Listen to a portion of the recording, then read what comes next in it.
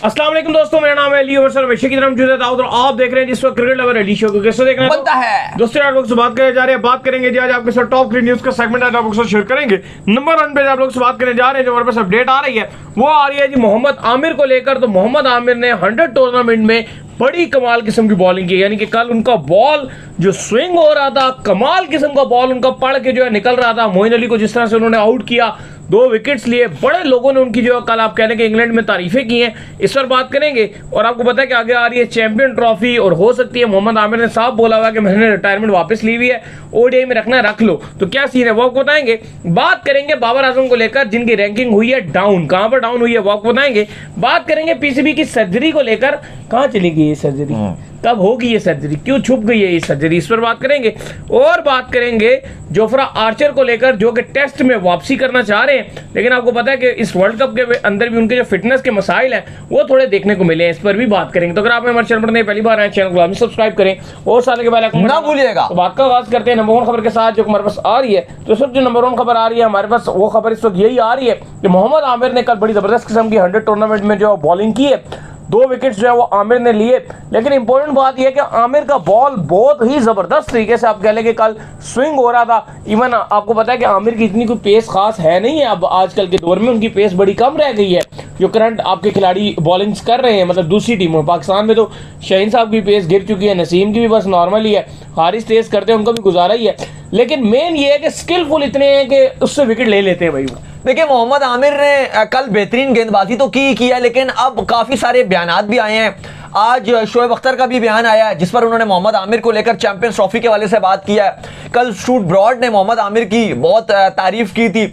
अगर मैच की बात की जाए तो ओवल का मैच खेला जा रहा था मोहम्मद आमिर की टीम का अगेंस्ट बर्मिंघम फोनिक्स के अगेंस्ट, और आमिर ने 2 ओवर्स किए जिसमें 15 गेंदें थी शामिल थी और 7 रन दे के उन्होंने 2 खिलाड़ी जो है वो उन्होंने आउट किए। बड़ी कमाल किस्म की जो मोहम्मद आमिर ने बॉलिंग की, मोस्ट इकोनॉमिकल गेंदबाज रहे इस पूरे मैच के। और एट देन उनकी जो टीम थी ओवल, वो भी 8 विकेट से इस मैच को इजीली जो उन्होंने टारगेट मिला था वो उन्होंने चेस कर लिया, क्योंकि टोटल 89 पर वो ऑल आउट हो गए थे 81 गेंदें खेल के, और इनकी टीम ने आसानी 2 विकेट के नुकसान पे उस टारगेट को चेस कर लिया।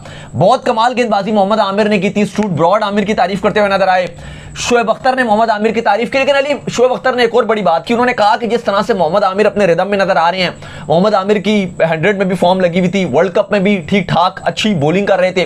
वो कहते हैं कि वक्त आ गया कि मोहम्मद आमिर अब ओडीआई के लिए भी अपने आप को तैयार रखें, और जो चैंपियंस ट्रॉफी 2025 है, मोहम्मद आमिर इस चैंपियंस ट्रॉफी में पाकिस्तान को रिप्रेजेंट कर सकते हैं। 3 दिन पहले भी हम शो पे यही बात कर रहे थे कि जब आमिर का ये बयान के ऊपर हम बात कर रहे थे कि उन्होंने बात की थी कि अगर मैं ऑस्ट्रेलियन सीरीज के में सिलेक्ट होता हूं, जो पाकिस्तान टूर ऑफ ऑस्ट्रेलिया है उसमें ओडीआईस भी हैं, टी20s भी हैं। चलो टी20 में तो हो जाते हैं, वो एक अलग बात है, लेकिन अगर उन्होंने कहा मैं अगर ओडीआई में सिलेक्ट होता हूं तो फिर मेरा जो फोकस होगा वो बिल्कुल चैंपियंस ट्रॉफी होगा, और मैं अपने आप को बिल्कुल मैंने तैयार रखा हुआ है, क्योंकि मैं रिटायरमेंट वापस ले चुका हूं, तो मैं चैंपियंस ट्रॉफी के लिए बिल्कुल तैयार हूं। तो हम यही बात कर रहे थे 3 दिन पहले कि अगर मोहम्मद आमिर रिटायरमेंट वापस लेते हैं तो चलो फॉर्म तो उनकी चल रही है, टी20s में तो हमने देखा, वर्ल्ड कप में भी ठीक ठाक ही बॉलिंग की, अच्छी बॉलिंग कर रहे थे। इवन आपके जो बाकी बॉलर्स हैं वो बड़े बुझे नजर आ रहे थे, तो आमिर उनके लिहाज से तो बड़े बेहतर बॉलर नजर आ रहे थे।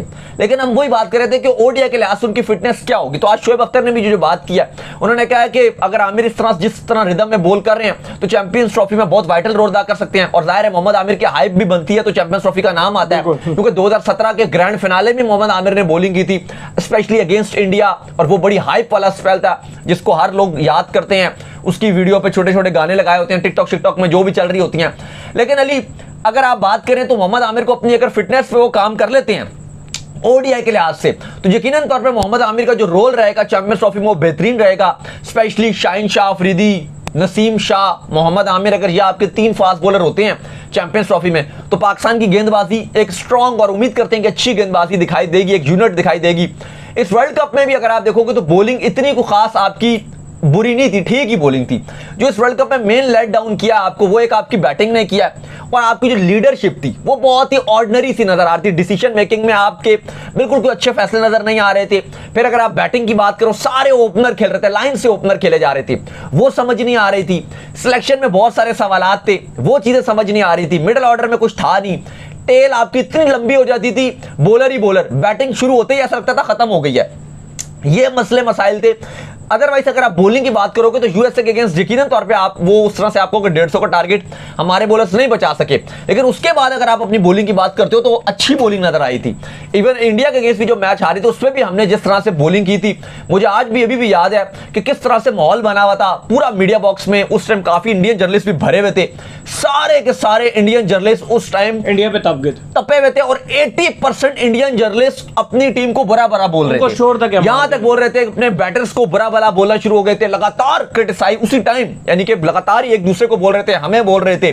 सारे इंडियन जो जर्नलिस्ट थे वो अपनी टीम पे एकदम से बरस पड़े थे। बोलते हैं ना कि यार पाकिस्तान के खिलाफ जो जर्नलिस्ट हैं वो तो अपनी टीम को क्रिटिसाइज करते हैं, हम तो ये होता है आप करते नहीं, फलाना नहीं करते। लिटरली वहां पे सारे के सारे इंडियन जर्नलिस्ट एकदम से अपनी टीम के ऊपर भड़क उठे थे, सारे के सारे बुरा भला बोल रहे थे। लेकिन वो एकदम से जब टेबल टर्न हो गए, वो इंडिया जीत गया, तो फिर वो आपको पता है हमारे हाथ से चीजें निकल गई थी। लेकिन बॉलिंग पाकिस्तान की वहां भी ठीक रही थी, और जैसे शोएब अख्तर का बयान भी आया कि मोहम्मद आमिर जो है वो अगर इस तरह अच्छी बॉलिंग करेंगे तो यकीन तौर पे चैंपियंस ट्रॉफी में वो जगह बनाने में कामयाब रहेंगे। मोहम्मद आमिर को मुझे जो पर्सनली फील होता है वो ये होता है मोहम्मद आमिर की फिटनेस के ऊपर बहुत इंपॉर्टेंट ध्यान देना पड़ेगा।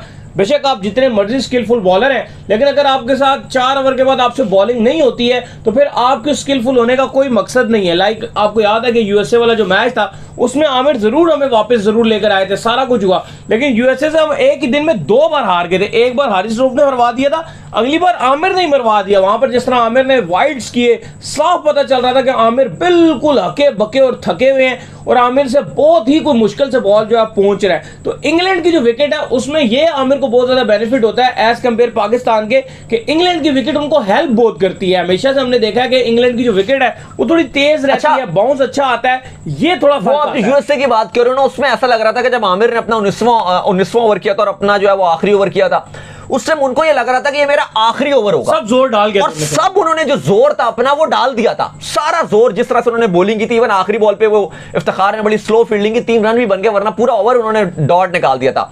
लेकिन उन्होंने वो कर दिया था कि बस ये मेरा आखिरी ओवर है, और जब वो दोबारा उनको सुपर ओवर दिया गया ऐसा लगा कि वो बिल्कुल भी तैयार नहीं थे। लेकिन देखो जो ओडीआई है, T20 तो होता भी 3 घंटे है, 4 ओवर तो आपने डाल दिए, फील्डिंग भी आपको थोड़ी सी करनी है। ओडीआई में तो आपको 4 घंटे की फील्डिंग करनी होती है, पूरा मैच तो चलो 7 घंटे 8 घंटे का होता है, 7 साढ़े 7 घंटे का, लेकिन आपको फील्डिंग ही 3.5 घंटे से ऊपर ही आपकी बन जाती है फील्डिंग, क्योंकि आप थोड़ा लेट ही कर देते हो। फिटनेस के मसाइल जो है वो बहुत ज्यादा हो सकते हैं। खैर, इसके बाद जो अपडेट आ रही है वो ये आ रही है कि बाबर आजम की जो रैंकिंग है वो हुई है टेस्ट में डाउन। वैसे तो पाकिस्तान जो है टेस्ट आपको पता है खेल भी नहीं रहा, बांग्लादेश के अगेंस्ट पाकिस्तान की टेस्ट सीरीज जो है वो आने वाली है, अगस्त से इस टेस्ट सीरीज का आगाज हो जाएगा। काफी फीकी सी ये टेस्ट सीरीज रहेगी, आप इसको देखेंगे भी, क्योंकि पाकिस्तानी फैंस नॉर्मली टेस्ट में इतना इंटरेस्ट नहीं लेते हैं। बताएं जी क्या बात। देखें, आईसीसी रैंकिंग में हैरी ब्रूक ने थोड़ा सा आप कह लो कि बाबर आजम से रैंकिंग जो है वो छीन लिया, क्योंकि उनको 4 दर्जे तरक्की मिली है, और अभी अच्छी सीरीज उनकी गई है अगेंस्ट वेस्ट इंडीज। जिसके बाद नंबर 1 पे केन विलियमसन मौजूद हैं, आईसीसी टॉप पे मौजूद है। अभी रिसेंटली उन्होंने कप्तानी में न्यूजीलैंड की छोड़ दिया है, और अपने आप को परफॉर्मेंस की जो खराब रही है न्यूजीलैंड की उसके ऊपर अपने आप को जिम्मेदार भी ठहराया है। तो विलियमसन जो है वो नंबर 1 पे बदसूर सरफहरिस्त हैं, जॉय रूट नंबर 2 पे हैं। इसके बाद नंबर 3 पे हैरी ब्रूक आ चुके हैं, और बाबर आजम अब चले गए हैं 4th पे। अलबत्ता बाबर आजम की अगर आप बात करते हो, चूंकि पाकिस्तान ने टेस्ट मैच इतने खेले नहीं है, तो अभी जो बांग्लादेश की सीरीज है ये उनके पास भी अपॉर्चुनिटी है कि रन बनाएंगे बाबर आजम, तो ऑटोमेटिक जो अपनी उनकी रैंकिंग है वो भी बढ़ जाएगी। और ये पाकिस्तान में मैचेस होंगे तो आपको पता है बैटिंग फ्रेंडली कंडीशन होंगी। आई होप, आई विश कि थोड़े से टर्न बनाएंगे, कंडीशन स्लो, थोड़ी ऐसी विकेट होनी चाहिए कि मुश्किल विकेट हो, यानी कि 200-250 रन पे दूसरी टीम बुक हो रही हो। ये ना हो कि आराम से 500-500 बन रहे हैं, डिक्लेयर हो रहे हैं, वो टेस्ट मैच फीका कर देता है। जल्दी होगा तो ही मजा आएगा कि स्पिनर को हेल्प मिले या फास्ट बॉलर्स को हेल्प मिले, लेकिन मुश्किल होनी चाहिए बैटिंग करना। लेकिन उम्मीद करते हैं कि बाबर आजम फिर भी अच्छे रन बनाएंगे टेस्ट में। इसके बाद 5th पे डैरिल मिचेल हैं, 6th पे स्टीवन स्मिथ हैं, 7 पे रोहित शर्मा, 8 पे जायसवाल, 9 पे डेमोथ कुर्तने, और 10 पे विराट कोहली मौजूद हैं। इंडिया की भी सीरीज आ रही है, बांग्लादेश के साथ है, इसके बाद आपको पता है वहां उन्होंने भी खेलनी है, और पाकिस्तान की बांग्लादेश के साथ सीरीज है। लेकिन अभी इंडिया की श्रीलंका वाली सीरीज आ रही है, वो उम्मीद करते हैं कि श्रीलंका जो है वो अच्छी क्रिकेट खेलेगा, क्योंकि अभी इंडिया ने जिम्बाब्वे से खेलना है। लेकिन वही बात है कि खेला है जिम्बाब्वे से भी, वही जिम्बाब्वे से उन्होंने खेला। लेकिन एक बात है कि हल्की ये जब सीरीज होती है तो फिर मजा नहीं आता, थोड़ी सी टफ सीरीज हो तो मजा आता है। जैसे अभी इंडिया की भी बांग्लादेश जिम्बाब्वे के साथ सीरीज थी, ये अभी इनकी श्रीलंका के साथ उम्मीद करते हैं अच्छा क्रिकेट खेल ले श्रीलंका भी, तो मजा आएगा। अदरवाइज अब पाकिस्तान बांग्लादेश के साथ खेलेगा तो मजा नहीं है, लेकिन मजा जो सही आना है वो सितंबर के बाद से आना है। चलो टेस्ट है इंग्लैंड के, उसमें भी मजा आ जाएगा, लेकिन अगर विकेटें अच्छी बनेंगी तो। लेकिन उसके बाद जो सही मजा आना है वो आपके अक्टूबर से क्रिकेट स्टार्ट है, अक्टूबर से प्रॉपर आपका ऑस्ट्रेलिया का दौरा है, फिर आगे साउथ अफ्रीका के साथ है, बाकी है वो मजा आएगा।